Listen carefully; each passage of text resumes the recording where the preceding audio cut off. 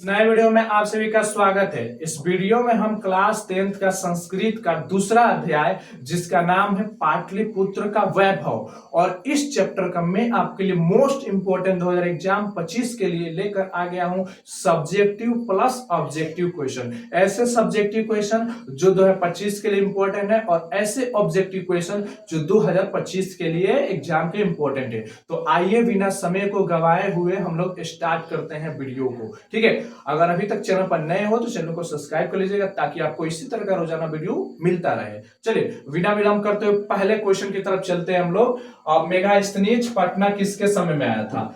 किसके समय काल में आया था जी? पटना किसके समय काल में आया था? आप डायरेक्टली याद रखिएगा किसके शासन काल में आया था? तो चंद्रगुप्त मौर्य के शासन काल में आया था। किसके शासन काल में आया था? चंद्रगुप्त मौर्य के शासन काल में। क्लियर? चलिए सेकंड नंबर प्रश्न की तरफ चलते हैं। दूसरा प्रश्न कहा क्या गया है? थोड़ा सा यहाँ पर लाइट का इशू होगा, मैं यहाँ पर पढ़ दूंगा, समझ लीजिएगा। थोड़ा सा यहाँ पर लाइट ज्यादा दिख रहा होगा। पाटल पुष्पों की पुतलिका रचना के आधार पर पटना कौन सा नाम है? तो याद रखिएगा इसका जो राइट आंसर होगा वो पुष्पुर होगा। क्या नाम होगा? पुष्पुर नाम होगा। ठीक है, चलिए तीसरा नंबर प्रश्न की तरफ चलते हैं। थर्ड नंबर क्वेश्चन क्या कहा गया है? तीसरा नंबर हम लोग का क्वेश्चन कहा गया है कि पटना कौमुदी महोत्सव कब मनाया जाता था? गुप्त काल में, मुगल काल में, मध्य काल में, अंग्रेजों काल में? तो याद रखिए जो कौमुदी महोत्सव मनाया जा रहा था ना, वो किस समय मनाया जाता था? तो याद रखिएगा गुप्त काल में। किस काल में? गुप्त काल में। ठीक है, आइए चौथे नंबर प्रश्न की तरफ चलते हैं। चौथा नंबर प्रश्न क्या कह रहा है हम लोग का? चौथा नंबर प्रश्न कह रहा है कि पाटलिपुत्र पटना के नाम से कब प्रसिद्ध हुआ? जो पाटलिपुत्र है ना वो पटना के नाम से कब प्रसिद्ध हुआ था? तो याद रखिएगा ये जो आंसर होगा मध्यकाल से। कब हुआ था? मध्यकाल से प्रसिद्ध हो गया था पटना के नाम से। आगे चलते हैं नेक्स्ट क्वेश्चन, क्वेश्चन संख्या 5 की तरफ। 5 नंबर क्वेश्चन देखिए क्या कह रहा है हम लोग का? कह रहा है कि पटना का इतिहास कितना पुराना है, मतलब पटना की हिस्ट्री, मतलब पटना आया हमारे सामने नाम बन करके, ये कब से शुरू हुआ? तो लगभग आज से, जब ये क्या कहते हैं ये महाजनपद चल रहा था उसी के समय हुआ था। तो लगभग कितना आज हो गया? सबसे ज्यादा इसमें कौन देगा? 25 वाला यही होगा। 2500 वर्ष, उससे भी पुराना है लेकिन लगभग 2500 वर्ष तो हो ही गया है। ठीक है, उससे भी पुराना है। ठीक है, चलिए आगे चलते हैं। नेक्स्ट क्वेश्चन कहा गया है, ध्यान से सुनिएगा। अगला क्वेश्चन कहा गया है कि कुट नीम तखाय का काव्य के कवि कौन है? तो इसका जो राइट आंसर हो जाएगा वो हो जाएगा दामोदर गुप्त। क्या हो जाएगा नाम? दामोदर गुप्त नाम हो जाएगा। ठीक है, आइए अगले प्रश्न पर चलते हैं। प्रश्न संख्या 7 देखिए क्या कह रहा है। 7 जो प्रश्न है हमारा, कह रहा है कि यूनान का राजदूत कौन था? देखिए यूनान से राजदूत बन के कौन आया था? देखिए पहले के जमाना में जब राजा लोग होते थे ना, तो उस समय क्या होता था कि राजा लोग के, राजा अपने किसी दूसरे दरबार में कोई जाता था तो अपने राजदूत भेजता था। ठीक है, उसी तरह से याद रखिएगा राजदूत, यूनान राजदूत कौन था? यूनान से। तो यूनान से जो था ये मेगास्थनीज था। ठीक है, कौन था? मेगास्थनीज यूनान से आया था। और किसके दरबार में आया था? चंद्रगुप्त मौर्य के दरबार में आया था। ठीक है, आगे चलते हैं। नेक्स्ट 8 नंबर कह रहा है हम लोग का, 8 नंबर कह रहा है कि राजशेखर की रचना कौन सी है? तो याद रखिएगा राजशेखर की जो रचना है ना वो काव्य मीमांसा है। क्या है? तो काव्य मीमांसा है। ठीक है, चलिए आगे चलते हैं। नेक्स्ट क्वेश्चन कह रहा है हम लोग का 9 नंबर देखिए क्या कह रहा है कि कौमुदी महोत्सव किस ऋतु में मनाया जाता है? अब जो कौमुदी महोत्सव है वो किस ऋतु में मनाया जाता है? तो याद रखिएगा आप लोग शरद ऋतु, शीत ऋतु। ठीक है, चलिए आगे हम लोग चलते हैं अगले प्रश्न पर। 10 नंबर हम लोग का प्रश्न क्या कह रहा है? कह रहा है कि पटना नगर की पालिका देवी कौन है? पटना नगर की पालिका देवी कौन है? तो याद रखिएगा इसका जो आंसर होने वाला है, इसका जो राइट आंसर होगा, इसका राइट आंसर क्या होगा? पटन देवी। क्या होगा? पटन देवी। पटना में कौन सी देवी है? पटन देवी है। ठीक है, आगे चलते हैं। नेक्स्ट प्रश्न क्या कहा गया है? नेक्स्ट प्रश्न हम लोग का कहा गया है कि सरस्वती का कुलगिरी कौन सा महानगर था? सरस्वती का जो कुलगिरी था वो कौन सा महानगर था? तो याद रखिएगा पाटलिपुत्र। क्या था? पाटलिपुत्र। ठीक है, चलिए नेक्स्ट प्रश्न पर चलते हैं। नेक्स्ट प्रश्न हम लोग कह रहा है 12 नंबर। 12 नंबर देखिए क्या कह रहा है? कह रहा है कि परिभूत पुरंदर स्थानम की संख्या दी गई है। किसको दी गई है? इसमें से किसको दी गई है? याद रखिएगा किसको? किसको किसको? हाँ, 12 के पाटलिपुत्र नगर को, किसको? पाटलिपुत्र नगर को। ठीक है, आगे चलते हैं। अगला कहा गया है 13 नंबर क्वेश्चन। क्या कह रहा है कि गुरु गोविंद सिंह का जन्म स्थल कहाँ है? जो सिखों के 10वें गुरु गुरु गोविंद सिंह है, उनका जन्म कहाँ हुआ था? तो याद रखिएगा, उनका भी जो जन्म हुआ था वो पटना में ही हुआ था। ठीक है, आगे चलते हैं। अगला प्रश्न कह रहा है हम लोग का, अगला प्रश्न कह रहा है 14 नंबर देखिए क्या कह रहा है। कह रहा है कि वैरण्य वैरस्य समनम असंभवम, यह किसकी कथन है? इनमें से किसकी कथन है वो? ठीक है, इसमें से वो किसकी कथन है? याद रखिएगा, वो किसकी कथन है तो बताइएगा। महात्मा बुद्ध की। किसकी कथन है जी? महात्मा बुद्ध की। आपको मैं बताया था कि महात्मा बुद्ध वहां पर गए थे और बोले थे ये शहर एक दिन बहुत प्रसिद्धि हासिल करेगा। और देखिए आज पटना एक राजधानी के नाम पर हमारे सामने है। ठीक है, आगे चलते हैं। आगे बोला जा रहा है 15 नंबर। कह रहा है कि किसके काल में पाटलिपुत्र की रक्षा व्यवस्था उत्कृष्ट थी? किसके काल में? तो याद रखिएगा, किसके काल में पाटलिपुत्र की रक्षा व्यवस्था एकदम बढ़िया थी, बिल्कुल बढ़िया थी। तो याद रखिए, चंद्रगुप्त मौर्य के शासन काल में पाटलिपुत्र की जो व्यवस्था थी बहुत ही उत्कृष्ट थी। ठीक है, आगे चलते हैं। नेक्स्ट देखिए क्या कह रहा है हम लोग का। 16 नंबर हम लोग का कह रहा है कि सिखों के 10वें गुरु कौन थे? अभी मैंने बताया कि सिखों के जो 10वें गुरु थे वो कौन थे? गुरु गोविंद सिंह थे। कौन थे? गुरु गोविंद सिंह थे। ठीक है, आइए नेक्स्ट प्रश्न पर हम लोग ध्यान देते हैं। नेक्स्ट क्या कर रहा है? 17 नंबर क्वेश्चन कह रहा है हम लोग का कि पाटलिपुत्र किस प्रांत की राजधानी है? पाटलिपुत्र जो है ना वो किस प्रांत की राजधानी है? तो मैं आपको बता दूं, बिहार प्रांत की राजधानी है, जिसे आज हम पटना के नाम से जानते हैं। ठीक है, आगे चलते हैं। नेक्स्ट 18 नंबर क्वेश्चन क्या कहा गया है? 18 नंबर क्वेश्चन कहा गया है कि पाटलिपुत्र वैभव पाठ में किस शहर का वर्णन है?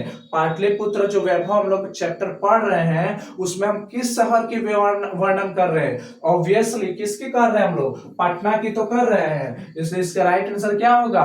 पटना हो जाएगा। ठीक है, आगे चलते हैं। नेक्स्ट अगला जो नेक्स्ट हम लोग का है, नेक्स्ट कह रहा है कि 19 नंबर दामोदर गुप्त ने किस काव्य की रचना की थी?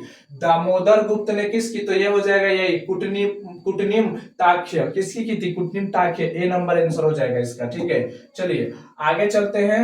आगे अब आ जाइए। अब यहां से कुछ क्वेश्चन अलग होने वाले हैं। अब यहां से इंटरेस्टिंग पल, अब यहां ध्यान दीजिए आप लोग। अब यहां से जो भी क्वेश्चन आपको मिलेंगे यहां से,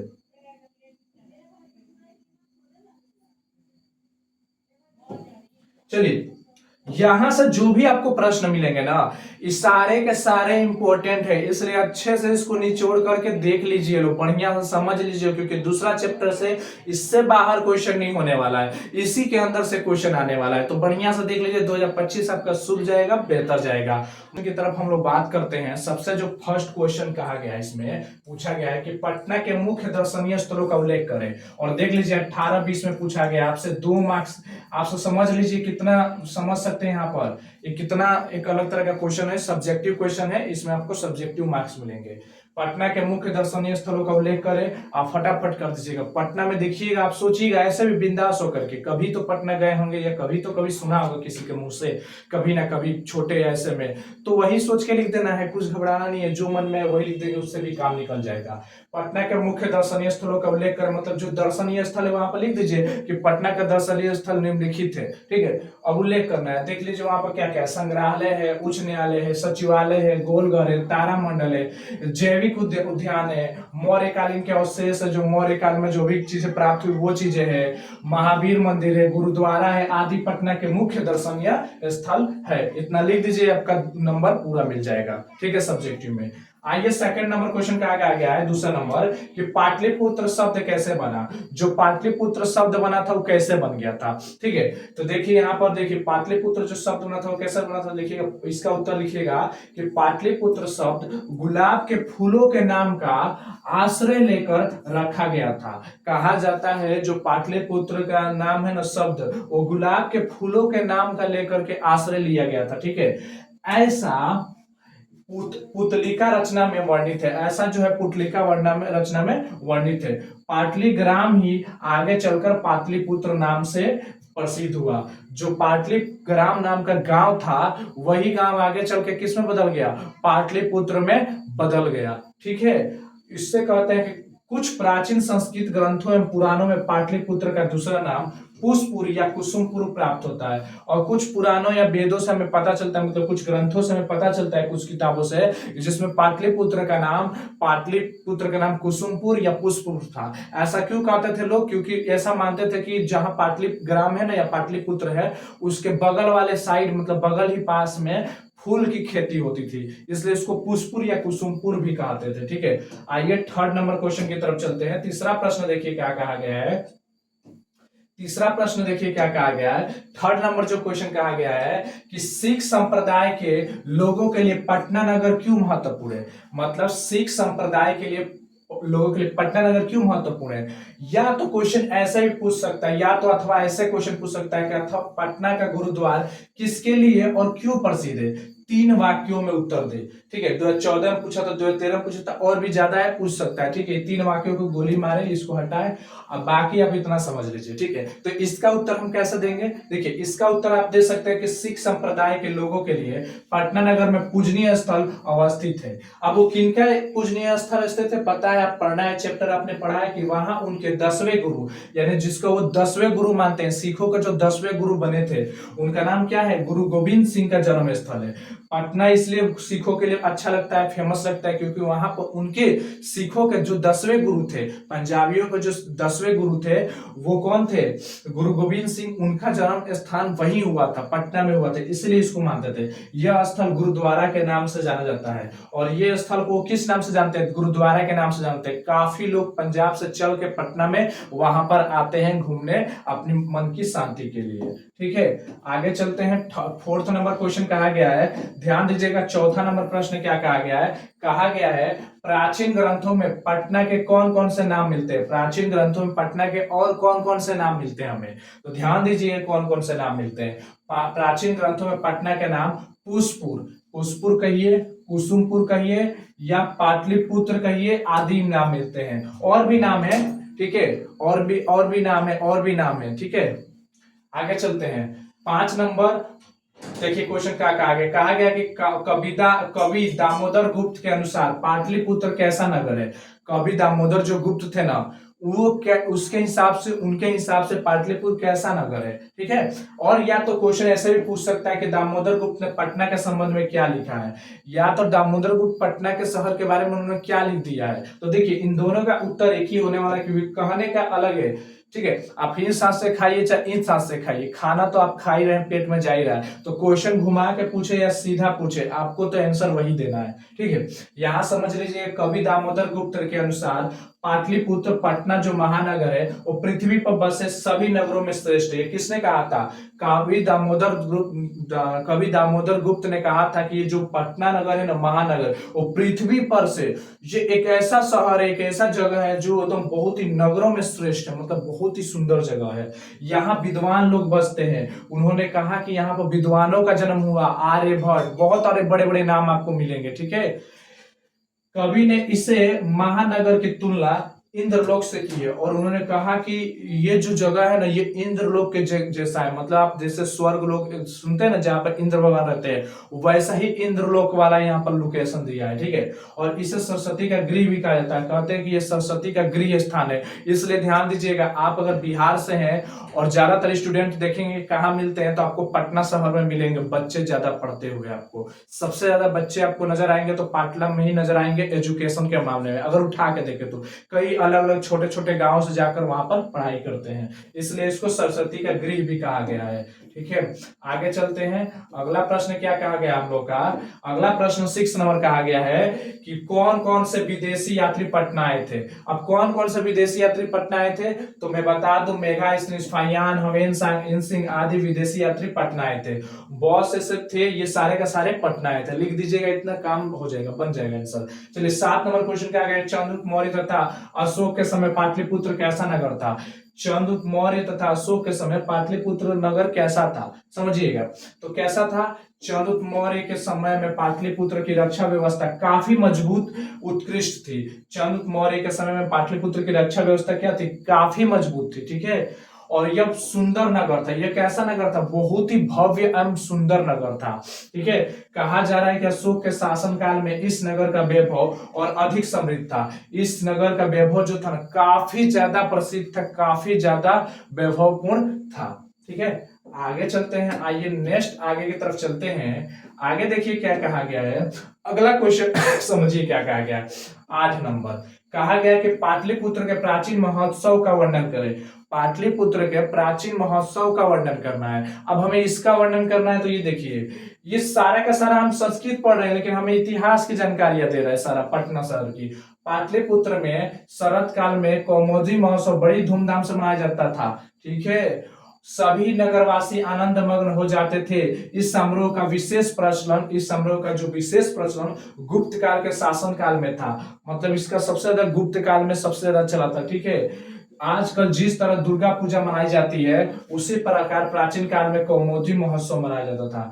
देख लीजिए, पाटलिपुत्र का जो महोत्सव होता था पहले के समय में उसमें सबसे ज्यादा इंपॉर्टेंट इसलिए मैं कह रहा हूं कि उस समय जो था, जिस तरह से हम आज दुर्गा पूजा मनाते हैं, उस समय ये सब मनता था। ठीक है, चलिए 9 नंबर जो प्रश्न क्या है, 9 नंबर क्या कहा गया है कि राजशेखर ने पटना के संबंध में क्या लिखा है। जो राजशेखर है वो पटना के शहर के बारे में क्या लिखा है, तो देखिए राजशेखर का जो पुस्तक है, उस पुस्तक का नाम क्या है, काव्य मीमांसा। क्या लिखा है राजशेखर ने अपने पुस्तक काव्य मीमांसा में? लिखा है कि पाटलिपुत्र शिक्षा का एक प्राचीन केंद्र था। पाटलिपुत्र क्या था? शिक्षा का एक प्राचीन केंद्र था। ठीक है, यहाँ अनेक संस्कृत विद्वान हुए, यहाँ पर जो अनेक प्रकार के संस्कृत वाले विद्वान हुए हैं। यहाँ से पाणिनि, ठीक है, संस्कृत का जिसे एकदम समझिए महारत, पिंगल, वारायणी, वरुचि, पतंजलि आदि ख्याति पाई थी। यहाँ पर बहुत बड़े बड़े नाम है जो संस्कृत के, वो सारे के सारे यहीं से जन्म लिए, मतलब यहीं से इन लोगों का विद्वान बहुत बड़े हुए हैं। आगे समझिएगा, अगला क्वेश्चन कहा गया है 10 नंबर, क्या कहा गया है, 10 नंबर क्वेश्चन कहा गया है कि प्राचीन पाटलिपुत्र में शिक्षा के संबंध में लेखक के क्या विचार है। तो इसका समझिएगा, प्रस्तुत पाठ में लेखक ने बताया है कि दामोदर गुप्त नामक कवि से हमें जानकारी मिलती है। क्या मिलती है हमें जानकारी? तो मिलती है कि पाटलिपुत्र सरस्वती का गृह था। पाटलिपुत्र क्या था? सरस्वती माँ का गृह था, घर था, अर्थात ये शिक्षा का क्या था? केंद्र था, केंद्र बिंदु था। राजशेखर कवि के अनुसार पाणिनि, पिंगल, वारायणी, वरुचि, पतंजलि आदि यहाँ ख्याति पाई थी। इससे ज्ञात होता है कि प्राचीन पाटलिपुत्र शिक्षा का महान केंद्र था। ठीक है, इतना लिख देंगे, हो जाएगा आपका आंसर। आगे चलते हैं, आगे 11 नंबर प्रश्न देखिए क्या कहा गया है। 11 नंबर कहा गया है कि भगवान बुद्ध ने पाटलिपुत्र नाम के बारे में क्या कहा था। ठीक है, और साथ ही साथ तथा भगवान बुद्ध ने पटना के संबंध में क्या लिखा था। ठीक है, दोनों क्वेश्चन एक ही है। भगवान बुद्ध ने पटना के बारे में क्या कहा था या क्या समझा था, समझ लीजिए क्या उनको कहा था। कहा था भगवान बुद्ध प्राचीन काल में अनेक बार पाटलिग्राम आए थे, पाटलिग्राम उसमें था, उस समय आए थे, यहाँ आकर के इस गांव के महत्व को बढ़ाया था। और उसी के समय उन्होंने कहा था कि यह गांव एक दिन महानगर होगा। इन्होंने कहा था ये गांव एक दिन बहुत ही बड़ा शहर बनेगा, बहुत बड़ा शहर बनेगा, और परंतु यह नगर आग और जल और कलह से हमेशा भयभीत रहेगा। यह नगर आग, जल और कलह से हमेशा भयभीत रहेगा। देखिए वहां पर हमेशा कुछ न जल वगैरह कुछ न कुछ से प्रॉब्लम रहती है, लेकिन फिर भी पाटलिपुत्र में जो भी कहा था वो सही में हुआ कि बहुत ही बड़ा था। ठीक है, आगे चलते हैं। 12 नंबर क्वेश्चन क्या है कि पटना में कौमुदी महोत्सव कब मनाया जाता है। तो इसका जो उत्तर होगा, इसका उत्तर ये होगा कि पाटलिपुत्र में शरत काल में कौमुदी महोत्सव मनाया जाता था। यह महोत्सव गुप्त वंश में मनाया जाता था। उस समय सभी लोग आनंद मग्न होते थे, क्योंकि गुप्त वंश मनाया जाता था और शरद ऋतु मनाया जाता था। इतना याद रखिए, काम करता हूँ। आगे के क्वेश्चन कहा गया है, ध्यान दीजिएगा। अगला क्वेश्चन कहा गया है, यहाँ पर कहा गया कि पाटलिपुत्र वैभव पाठ का 5 वाक्यों में परिचय देना है। 5 वाक्य दे दीजिए, या तो पाटलिपुत्र वैभव पाठ के आधार पर पटना के वैभव का वर्णन 5 वाक्यों में करना है, या क्वेश्चन फिर ऐसा ही पूछ सकता है कि पाटलिपुत्र के वैभव पर प्रकाश डाले। अब पाटलिपुत्र के वैभव पर प्रकाश डाले, आप जैसे भी लिखना चाहे तो देख लीजिए, लिख लीजिएगा पाटलिपुत्र वैभव पाठ में बिहार की राजधानी पटना के प्राचीन महोत्सव का निरूपण है। समझ लिया। फिर कहता है कि ऐतिहासिक परंपरा के आधुनिक राजधानी से प्रसिद्ध स्थलों का निरूपण किया गया है। मौर्य के समय यहाँ की शोभा तथा रक्षा व्यवस्था उत्कृष्ट है। आपको पता है चंद्रगुप्त मौर्य के समय में बहुत ही अच्छा था, व्यवस्था बेहतरीन था। अशोक के समय में यहाँ काफी रक्षा व्यवस्था और अधिक समृद्धि मिली। अब उसके बाद उसका जो पोता आया अशोक, चंद्रगुप्त मौर्य का जो पोता आया अशोक, उसने भी काफी ज्यादा इंपॉर्टेंट कर दी पटना का।